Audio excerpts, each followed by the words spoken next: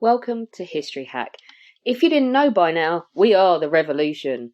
That means we're sharp, witty, lots of fun, but it also means that we're essentially the peasants in Les Mis huddled round a table in the corner of the bar with no money. If you enjoy the show, please do support us. We have a Patreon account by which you can donate a small monthly sum in appreciation of what you're hearing. Alternatively, we have Ko-fi, in which you can just do a one-off donation as a thank you if you particularly enjoy a certain episode. Either way, we massively appreciate all of your support. Hope you enjoy the show. Hello, welcome to another episode of History Hack. You have me and I'm flying solo today and it's exciting. Why am I flying solo? The others are doing some other recording, but they're missing out on the best one.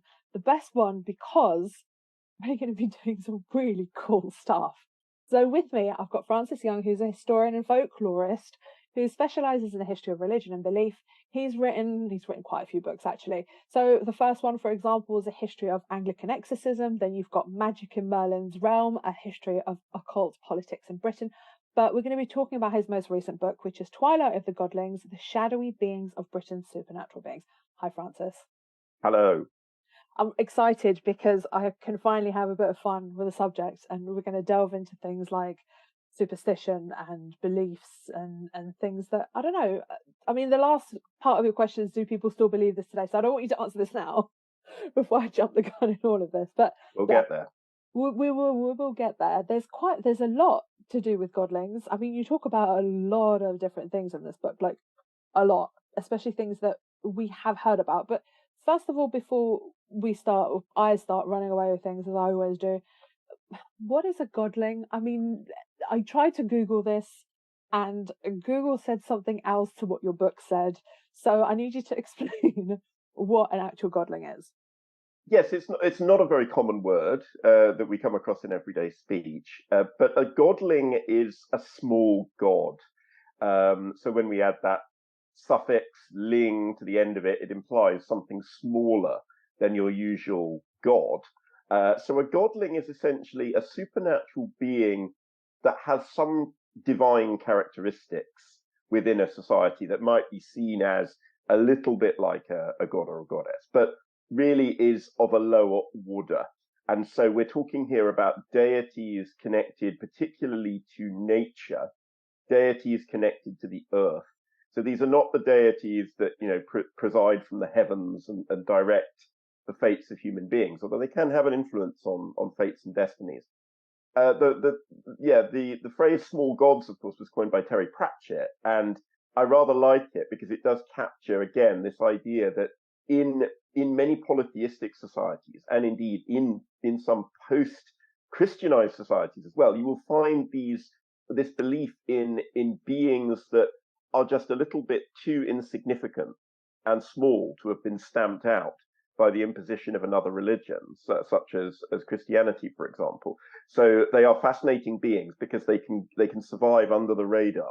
Well, Google told me it was something to do with a scary witch hag, so I think you need to go onto Wikipedia and correct this because it's very misleading, Wikipedia. Thank you very much. And also the worst thing for historians, FYI. I'm not going to admit that I've ever used Wikipedia again after this podcast. Okay, right. Ancient history, one of my favorite things to talk about, apart from obviously 20th century history.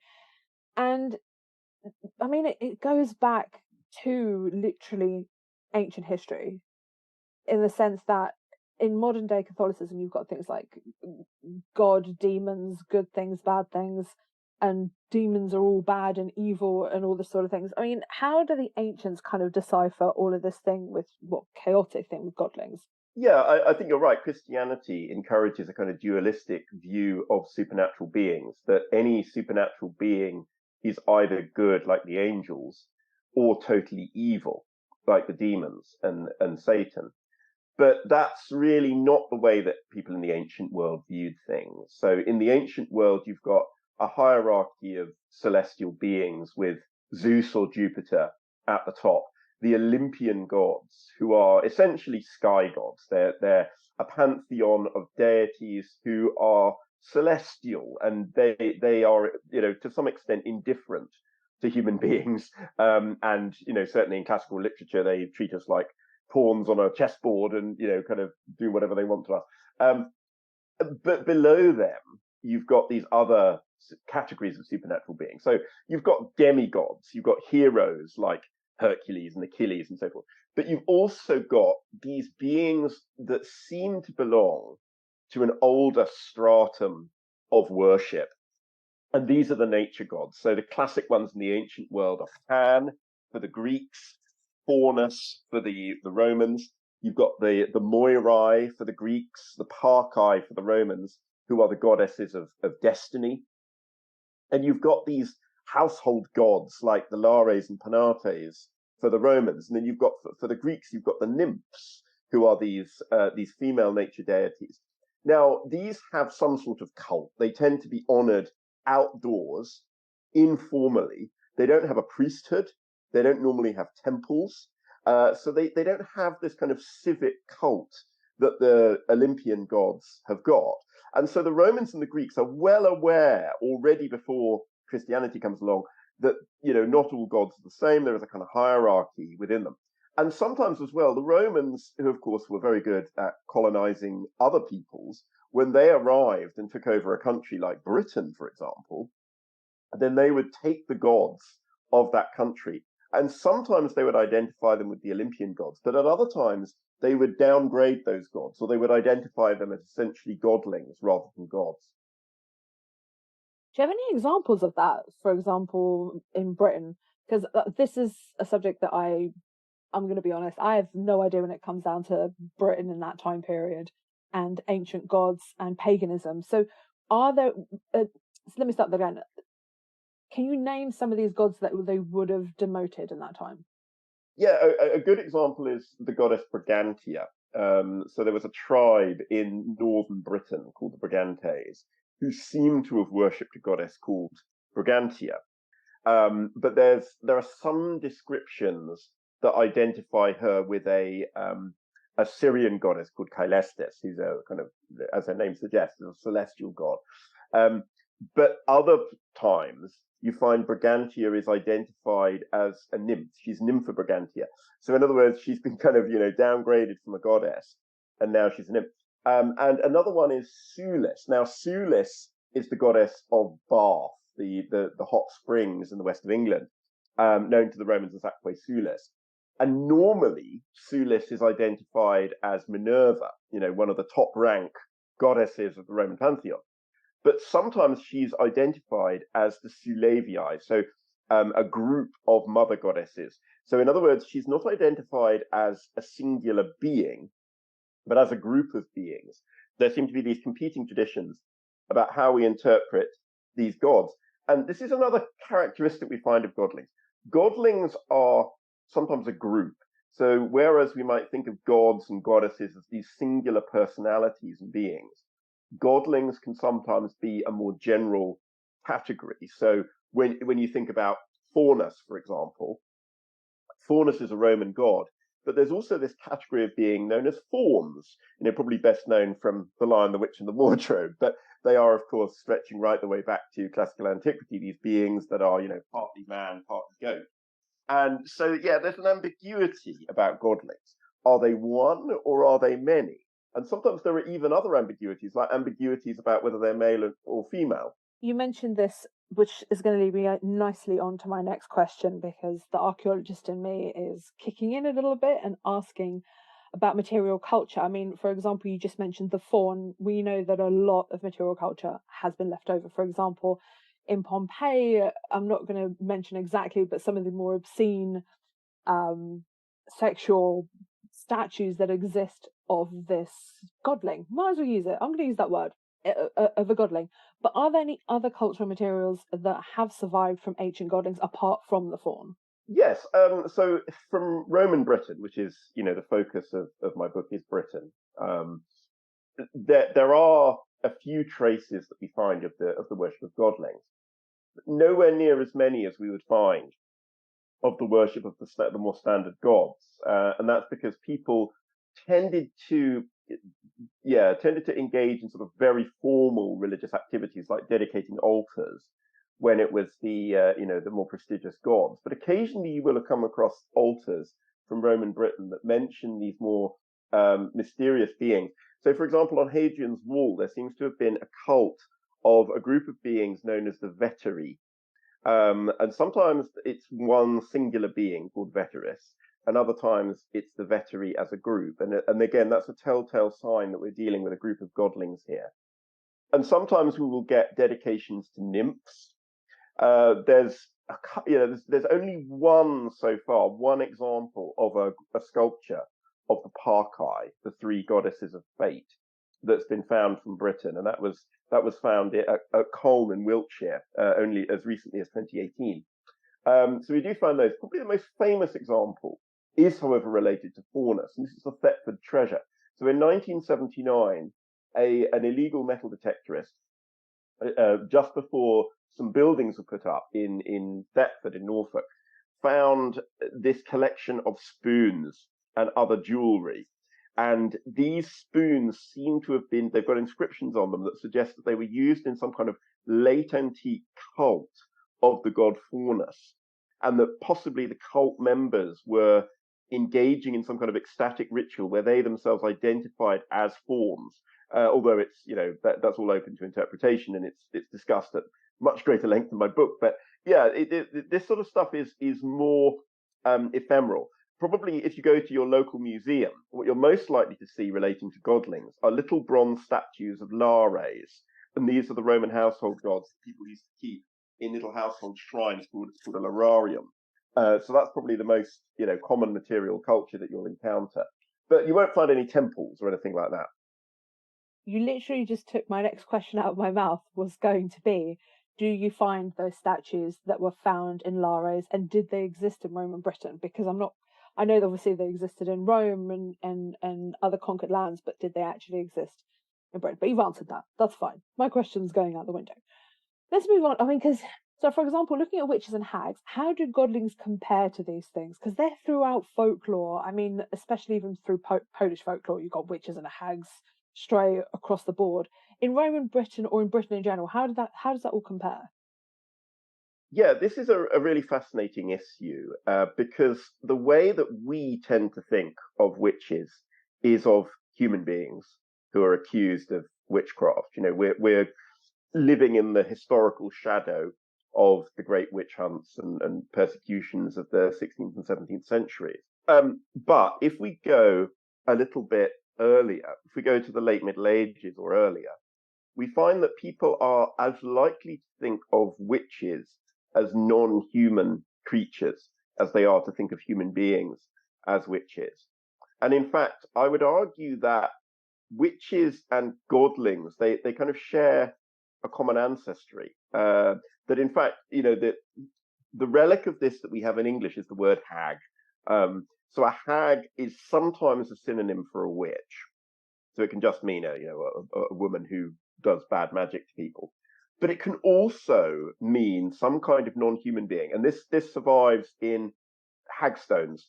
So most people in Britain will be familiar with the concept of a hagstone. It's a stone that you find on the beach, and it's got a hole through it, a natural hole, and you hang it up as a protection against witches or against hags. And in fact, the way that those hags are imagined are these beings that fly around in the night, and that they will cause nightmares. And they will, in the case of stables, they will ride horses during the night and tire the horses out. And these are not human. These are not human beings. These are kind of monstrous creatures from folklore. And so, yeah, there is a link.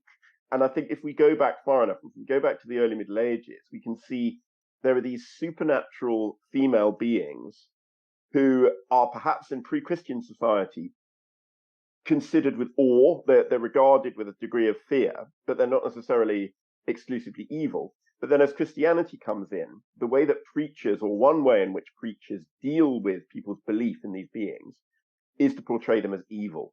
When Christianity comes into a society, there's various ways that you can get rid of people's previous beliefs. And one way is to tell people that they were completely wrong and that these beings don't exist. But that's really only a technique that missionaries have been engaging in since the 18th and 19th centuries. In the medieval world and in the world of late antiquity, nobody was going to be convinced by an argument that said, these beings that you believe in just don't exist, because in a pre-Enlightenment world, nobody's going to take that seriously. And so the other alternative that you've got is to demonize them. In other words, convince people that the beings that they've hitherto been worshipping or regarding as benevolent are in fact evil. And so I think something like that has happened with regard to the hags. That's really interesting, because when we started talking about these hags, the only thing that has come into my mind is a modern day slur is to basically call someone, oh, she's a old hag, to basically portray that that person is ugly and scary and horrific. And it kind of makes sense to how the Christians, Catholics, have just turned around from someone being, I don't know, a godling that somebody worshipped to someone that's just evil. And that's how, in modern day terms, we kind of portray, I don't know, someone you don't like or whatever in that context.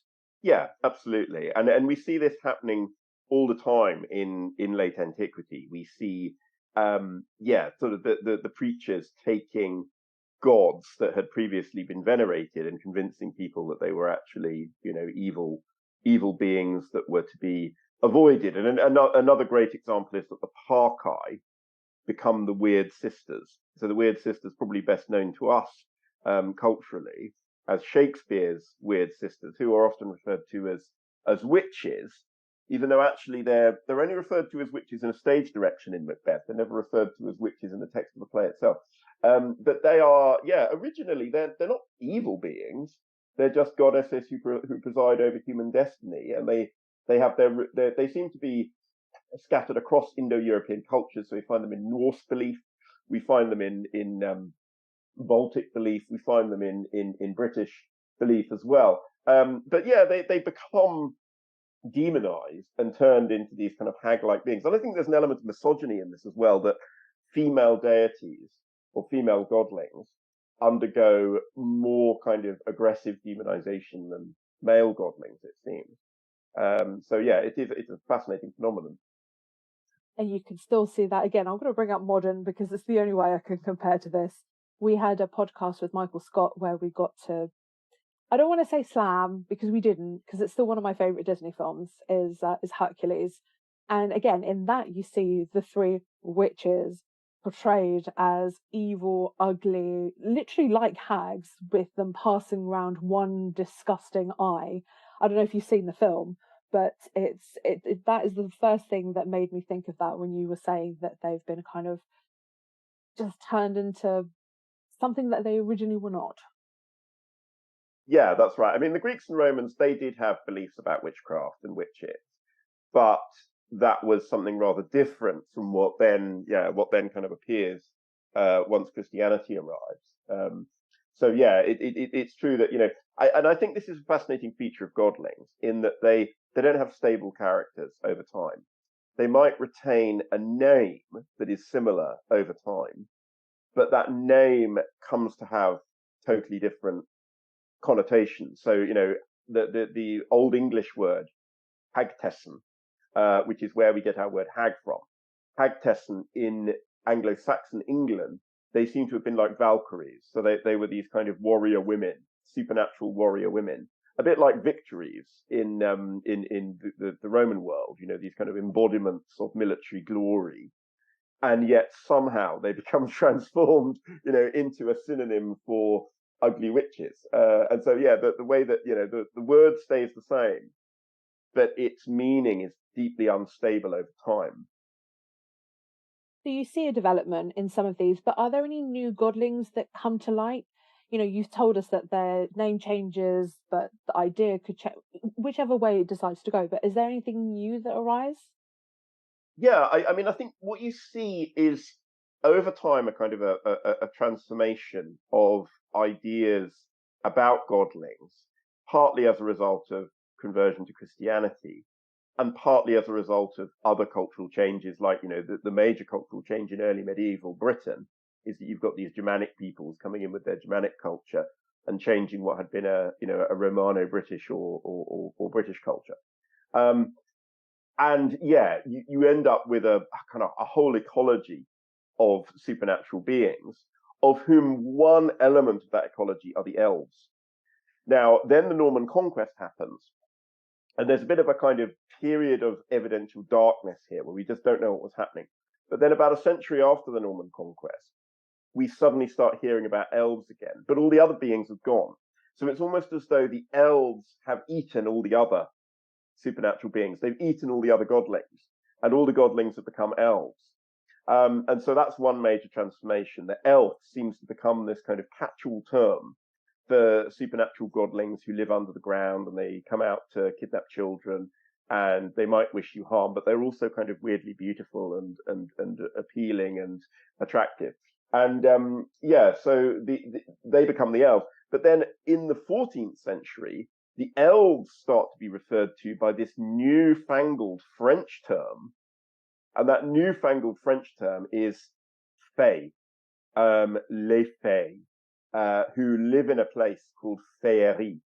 That is to say, the realm of the Fae.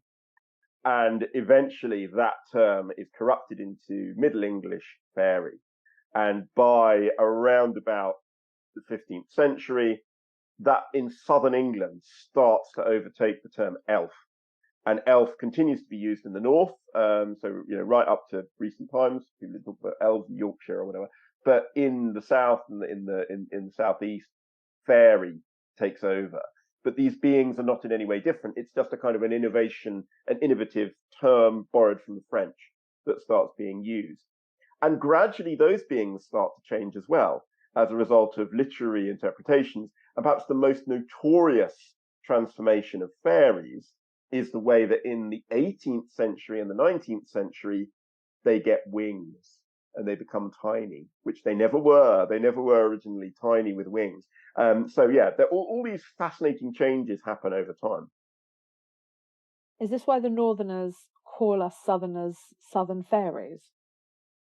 Well, I don't know, but they certainly are Northern elves because, elf continues to be significant. I mean, certainly when you look at folklore collections from the 19th century, you'll find, stuff in Yorkshire dialect pretty universally. It's elves. It's still elf. And one possible reason for that is that, of course, Yorkshire, that area of the northeast, that was the Danelaw. That was under Danish control for much, much longer. And so it's possible that kind of you got this injection of Norse folklore, and of course the elves are huge, the Alfar in Norse culture. So it may be that there's a connection there. And I should also mention, if you go really far north in Scotland, so if you go to areas of the Scottish Isles like Orkney and Shetland that were largely dominated by Norse culture, and also some areas on the mainland that were very heavily Norse, we don't get elves or fairies, we get trows. And trows are, of course, the same as Scandinavian trolls. That's just the way that the word has developed in Scotland. That's unique to that area of Britain. There's nowhere else in the British Isles that you will find trows, just in that area of, Shetland, Orkney, and a few patches of the east coast of the Scottish Highlands. I've got to say, all of these words, so for example, elves and fairies and trolls, obviously modern day literature has kind of skewed our kind of perception of these things, but it's really interesting to find out that it all developed from sort of one idea that developed into another, that one area adopted something else to another thing, and you've now got from one idea, I don't even know how to phrase this, one sort of belief has morphed into something like 3 or 4 different ones. Yeah, that's right. And I think understanding language is key to this. In the same way that words change their meanings over time, so the supernatural beings that are attached to those words also change. Because what you've got to bear in mind is that, when it comes to supernatural beings, they are culturally constructed. They are beings that only mean what a culture wants them to mean. And so their meaning is very unstable, compared to, the various words that have been used over the centuries to refer to a badger. They refer to the same being, which is a badger, and so, from a linguistic point of view, it's not as complicated, to track down what these words might mean. But when it comes to fairies, they have a kind of cultural reality because, people experience them as real and genuinely fear them. but they also are very, very unstable because, a different culture might come in and it's got a different view of what these beings are and how they function. And you get this cultural soup where people are kind of exchanging ideas. So, for example, the idea that elves live under the earth, that seems to be an idea that the Anglo-Saxons borrowed from the Britons. So that's something that we find we find it in Ireland as well, the idea of the Sidhe, the burial mounds and so forth. There's no evidence that the Anglo-Saxons believed this, but by the time of the Norman conquest, it seems to have the soup had all kind of mixed together, and these British elements had come into the idea of elves. And I think also the idea that there's a kingdom of elves or fairies ruled over by a king and queen. That's a deeply, deeply British idea. So it's something that we find in the earliest Welsh legends, for example. Whereas there's no evidence whatsoever that the Anglo-Saxons thought this. And I think what you mentioned about literature is really important as well. Our ideas about some of these beings, and indeed our word association. When I say elf, when I say dwarf, people are going to think Tolkien. And Tolkien was a great writer and also a great medievalist. But what he was doing was constructing this kind of clever fiction, which created a kind of synthetic mythology that never was. And so I think we have to be a little bit careful about, setting aside these kind of assumptions that have built up as a result of the fiction that we've been reading and the way that, for example, Tolkien invented the plural dwarves with a V. So up to that point, it had always been dwarfs. But that has totally sunk into our culture. We always now talk about dwarves. We don't talk about dwarfs. So I think the way in which our minds have almost been reprogrammed by reading Tolkien and C.S. Lewis or whatever. So we have to be very careful that we undo all that kind of programming. Although I'd argue that the biggest programming that we need to undo is the idea of the Celtic twilight. And this is the idea that the Celtic world, so Ireland, Wales, Scotland, Gaul, and so forth, that this was all some kind of united cultural area where everybody thought broadly the same thing and had broadly the same religious beliefs.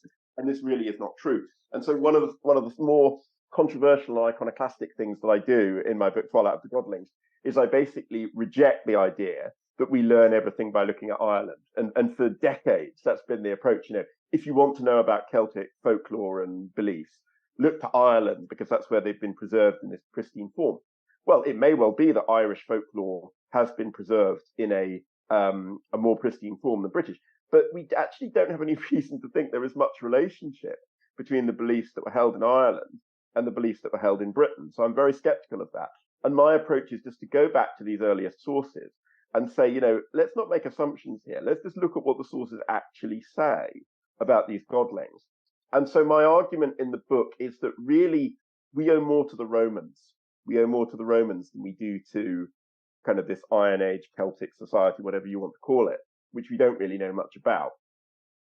Isn't that saying a little bit like going to Eastern Central Europe and saying, oh, the Poles, the Lithuanians, the Ukrainians, the Russians, and let's say, I don't know, the Slovaks all have pretty much exactly the because they're in the same region, the same borderline ethnical type of people, so therefore they all have like the same beliefs. Well, no, their beliefs are similar, different, and a whole mixture of in between. That's pretty much exactly what some of these historians are saying and what you're dispelling. Yeah, exactly. And I think the great temptation is there isn't very much evidence. And when there isn't very much evidence, you start clutching at straws and you start to, go with whatever you have. And so, what you say about East Central Europe is exactly the same, that you'll get people saying, oh, because there's this one medieval source that describes some Slavs worshipping this god, that means all Slavs must have worshipped this god. It doesn't follow.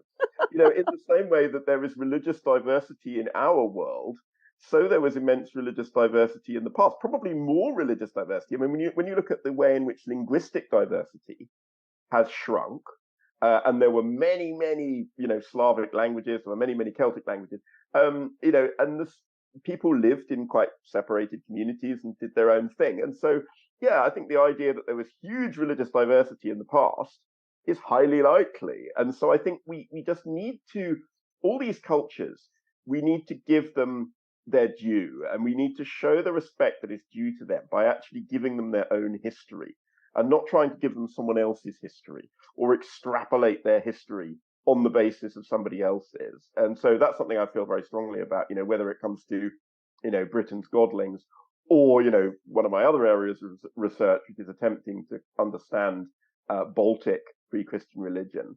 But yeah, I think we need to be a bit more respectful in terms of, recognizing that individuality was possible. I find that really interesting because while you were just talking there and saying, for example, how everybody had their own sort of beliefs. For me, all I could picture is the medieval period, in the like really super duper early medieval period in Poland. Poland wasn't even Poland; it was broken up into tribes.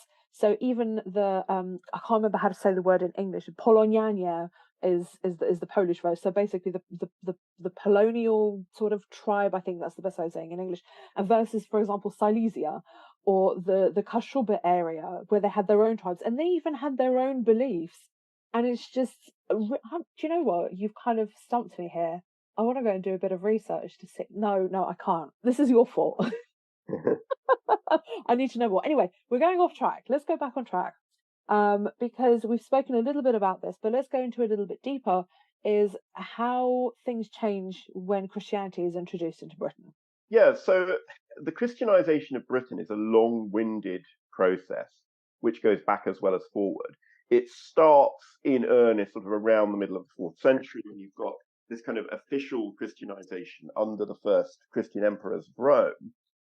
And there's great debate among historians about, to what extent this is successful by the time that the Romans withdraw from Britain in about 410. And after that point, we seem to have a significant intensification in religious commitment to Christianity among the Britons, partly perhaps because they are abandoned and they feel under threat, and Christianity is part of their identity as Romans. And so you get figures like Patrick, who of course goes off to convert the Irish, and Gildas, who seem to be very, very committed Christians, determined to keep Britain Christian, at the same time as you've got these non-Christian tribes coming in from the North Sea, your Saxons and your Angles and your Jutes and so forth, and they, of course, establishing some kind of non-Christian religion. And so it's not until 597, when the mission is sent from Rome of Augustine of Canterbury to convert the English, that Christianity kind of gets back on the front foot, if you like, in the conversion of Britain. And from then on, it's a fairly smooth progress of Christianization until the Vikings come along, and they, of course, are also pagan. And so we have this brief period in the 9th century and the 9th and 10th centuries, when in the north of England in particular, there might have been sort of renewed paganism, but certainly active paganism in the sense of a proper commitment to a pre-Christian religion as your identity, apart from any kind of Christian identity. That's something which disappears around about the year 1000 in Britain. But having said that, we do get syncretism. We get the incorporation of pre-Christian practices and the survival of pre-Christian practices underneath the new religion. I think the thing about Christianization in the early medieval period is that the aim is to make a country as Christian as it needs to be. In other words, it's not a totalizing process. It's not a total kind of cultural totalitarian capture. That comes later, sure. But at the first, that's not the aim. And so one way to explain the survival of Godlings is that they continue to exist underneath the new religion because they account for and explain areas of life that Christianity doesn't really have anything to say about. So if you're living in a subsistence society where you're struggling from year to year, from harvest to harvest, to feed your family, let alone feed anybody else, with what you're growing on your land, you are totally subject to the vagaries of nature. And so these beings kind of explain things like why your milk doesn't turn into butter, why your cows fall sick and so forth.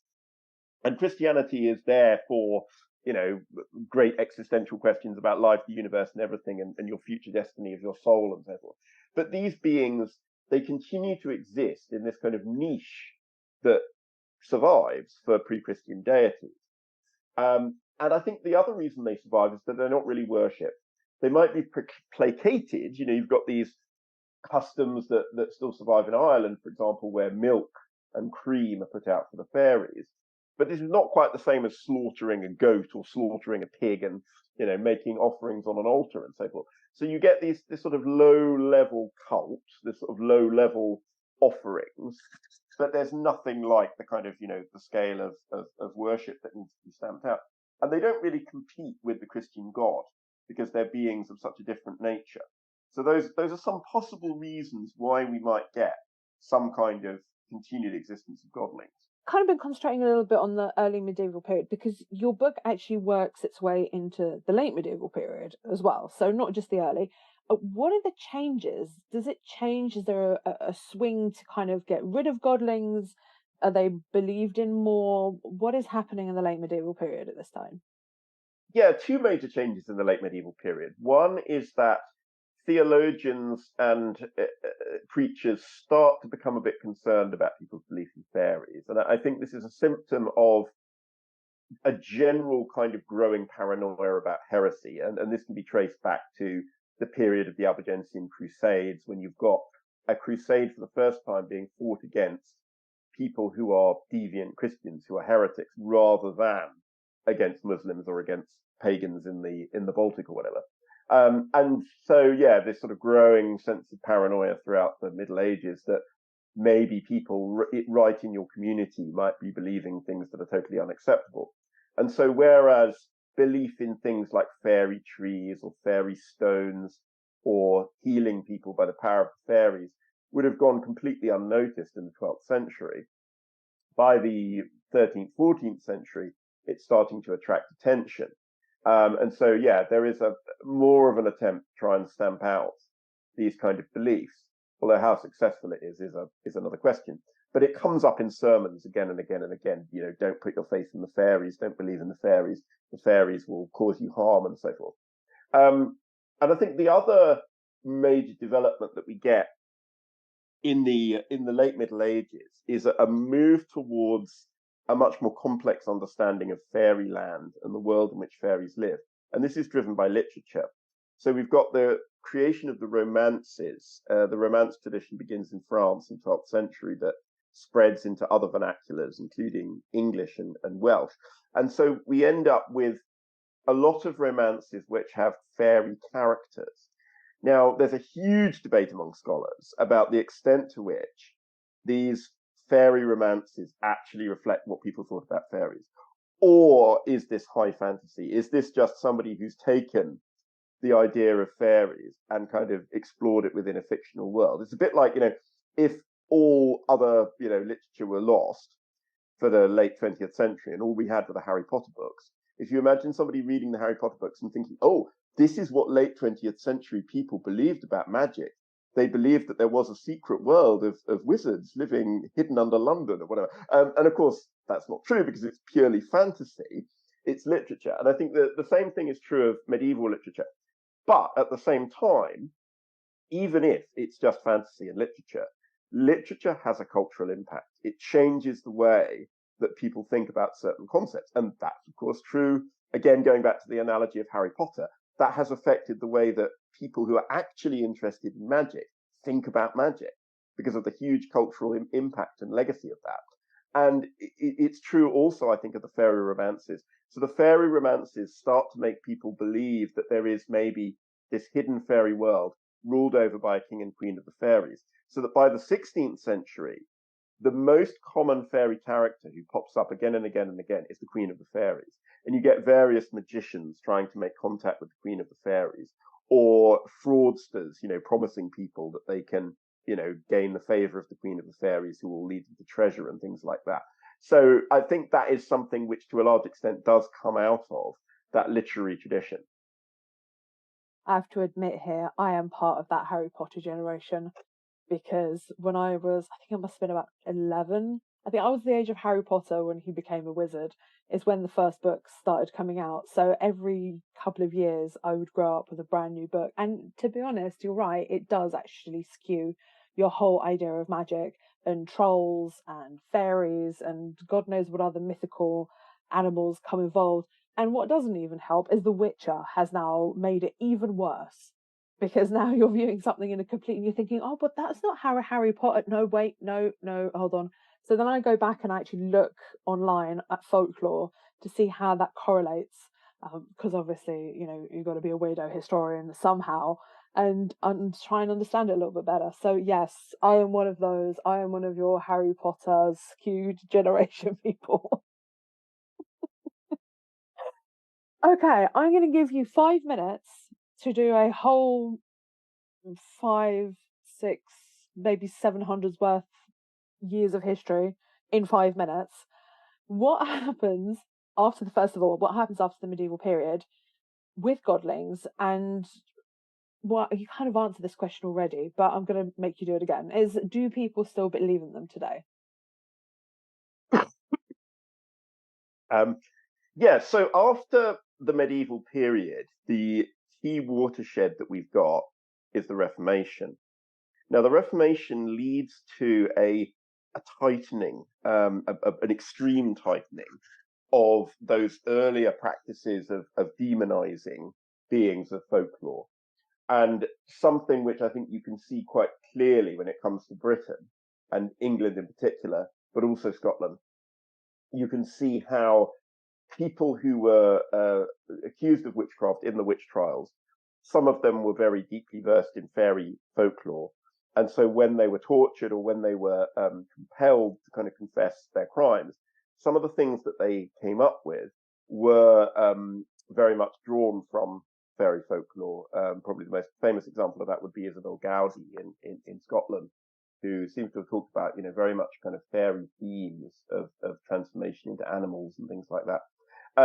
So yeah, all this stuff becomes intensely demonized. And really, in the 17th century, writers are constantly talking about how fairy belief can be stamped out, and how this is something which belongs to the age of popery, that it's something associated with Catholicism, and it needs to be destroyed. And it in fact, they have great confidence that it is being destroyed, that it's going away. But it's almost literature and drama that saves it, because the thing about fairies is that they're very, very good vehicles for drama. And Shakespeare understood this, and so fairies play a key role, most famously in A Midsummer Night's Dream, but also, of course, in The Merry Wives of Windsor and in The Tempest. Ariel is a fairy. The fairies are actually key. Fairy magic is key to The Tempest. And I've already mentioned the Weird Sisters in Macbeth are really from the fairy tradition, rather than being human witches. So yeah, they're hugely important to Shakespeare. And I think because A Midsummer Night's Dream becomes such a key part of the dramatic canon, it inspires this whole kind of literature about fairies in the 17th century. And by the end of the 17th century, you've got quite a lot of people who look down on fairy belief. They see it as something for common people. This is something for rustics.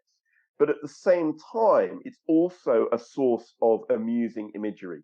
And so when you look at the work of poets like Drayton or Herrick, they start to write about the fairy world in this kind of fanciful way, where the fairies are the size of insects, and they drink out of little cups made of acorns, and they help the plants grow.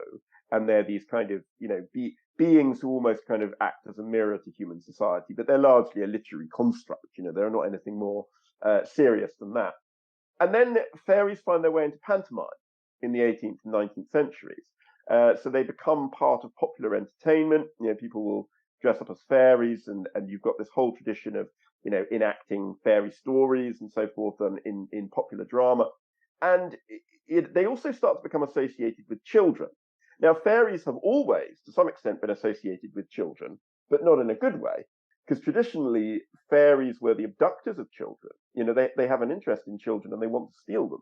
They are the enemies of children. They're predators. And yet they kind of come into, in the 19th century in particular, they come into the nursery as sort of things that it's appropriate for children to be interested in, but not adults. So fairy stories are for children. And of course, J.M. Barrie's Peter Pan is the absolute classic example of that. Although I would say that there are some quite dark elements to Peter Pan. That is a dark book, read one way, about, childhood loss and trauma. There's all sorts of dark stuff going on there. But certainly, yeah, the Tinkerbell fairy that J.M. Barrie creates then becomes the template for the Disney fairy.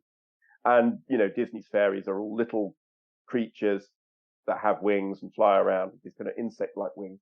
And I think that what has happened now is that we've moved to a kind of international fairy, largely produced by pop culture like Disney. And the international fairy is this being with pointy ears, usually, quite attractive, maybe quite mischievous looking, is very, very tiny, flies around with gauzy insect-like wings, and has some kind of vague connection with nature. Now that has made fairies an attractive symbol for people who are interested in conserving the environment and saving the world from climate change and things like that. But what it's taken away is the much darker aspects of fairies. When you go back to medieval belief or even early modern belief, fairies are very, very dark beings that you don't want to mess with. So yeah, absolutely. There are people today who claim to have experiences where they encounter fairies. But mostly those encounters are mediated through the cultural expectations of what we might tend to think that fairies are. So they tend to be encounters with these quite benevolent winged beings, rather like the Cottingley fairies. So that the famous case where after the First World War, a group of girls in Yorkshire created these photos by cutting out figures from scrapbooks and fairy books and pretending that these were real fairies, and managed to fool several people, including famously Sir Arthur Conan Doyle, that these really were fairies. And this kind of set the tone for what 20th century fairies were going to be like. They were going to be these kind of, benevolent beings of childhood fantasy, rather than the much darker beings that we encounter in a lot of fairy lore. So yeah, fairies are still part of the worldview of some people. But one thing I find fascinating is the way that in Britain, some supernatural beliefs are kind of socially acceptable. So, if you say, I believe in ghosts because I saw a ghost, or my friend saw a ghost, it might be real. Most people are at least willing to give that a hearing. Yes, there's a few really kind of hardcore skeptics will shout you down and say, no, ghosts aren't real. But usually belief in ghosts is given a bit of a free pass in Britain. If you start piping up and saying, I believe in fairies, the reaction to that is almost instinctively laughter. It's kind of, it's something which is thought of culturally as childish in some way. But again, that's something when you go back to the Middle Ages or the early modern period, fairies are no laughing matter. They are not something which, they're an object of fear. These beings might come out of the earth and steal your children. These are terrifying beings. And so I think that, again, it's culturally conditioned by what we have come to think of fairies as being. And largely that's derived from a pop culture that has kind of shorn them of their negative and their dangerous associations. I think it would make a good Netflix show, really. Not the modern day pretty little tiny fairies. I'm talking about, let's go back to the medieval period with some of these hardcore godlings. Nasty fairies. Exactly. So now you've got to pitch this to a production company and get your Netflix show going, because I think that would be so much more darker and fun rather than Tinkerbell. Oh God, Beth is going to kill me for saying that, but yeah, Tinkerbell would be no, let's skip that one. But tell us, before we finish, what is your favourite godling? I think that my favourite godling would have to be Robin Goodfellow. And that's because Robin Goodfellow is a character who is named as such in the 16th century, and he pops up a lot in early modern sources. But he seems to encapsulate a lot of these weird changes that take place. He is, on the face of it, a domestic fairy. So he turns up to your house, a bit like brownies in Scottish tradition, and will tidy your house. But if you try and pay him for it or reward him for it, not only will he go away forever, but he might do something awful to you as well. So that's classic kind of domestic fairy. But he also seems to be identified as Faunus. And so there's this wonderful 17th century woodcut where he's portrayed as, the goat-footed god Faunus or Pan, dancing in a circle of fairies, but he's got his broom, for his domestic task. And so it's a combination of the sublime and the ridiculous, in that he seems to be this figure who is, in some sense, a lingering remnant of a Roman deity. And yet he is also this kind of very banal kind of domestic spirit. And yet he's got this nasty edge. If you piss him off, if you try and reward him for work that he's done, he might do something. It might burn your house down. And so there is this kind of edge of danger to Robin Goodfellow. And yeah, I just find him fascinating because he sort of straddles that the more dangerous heritage of the fairies, and then the more kind of domesticated, trajectory that they then go on, where they become these sort of less threatening beings. Remind me, how do we summon him? How do we summon Robin Goodfellow? Yes, that's a good question. I mean, I think that I'm not sure I'm aware of any specific summoning, but there were magicians in the 16th and 17th centuries who came up with spells for summoning various fairies. I think with Robin Goodfellow, there's not anything specific. It's not like the kind of the Bloody Mary 3 times in a mirror type thing, but it's he just seems to turn up in your house and start cleaning your house. I need him very much so, because I hate doing cleaning. Anyway, this has been great. I have had my eyes opened. My Harry Potter brain has been broken. My Tolkien brain has been broken, but I'm really excited for our listeners to actually go grab your book and learn a little bit more. So before we finish, remind our listeners the name of your book. So the book is Twilight of the Godlings, The Shadowy Origins of Britain's Supernatural Beings, and it's published by Cambridge University Press. And we will get a copy into our bookshop. Make sure you go to our bookshop or use your local bookseller.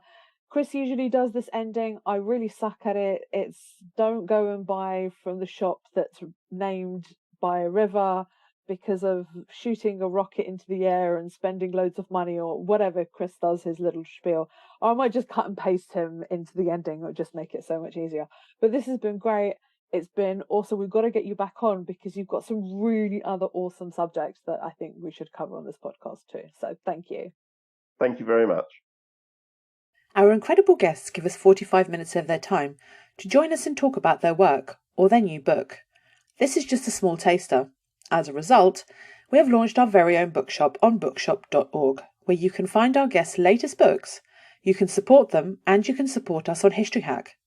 10% of every sale via our bookshop supports the podcast and allows us to keep going and bring you more top-of-the-line guests. You can find our bookshop at bookshop.org/shop/History Hack, or search for us in the shop section. Thank you so much for your continued support. We really appreciate our listeners and supporters. So make sure you get down to the bookshop and grab yourselves a new book.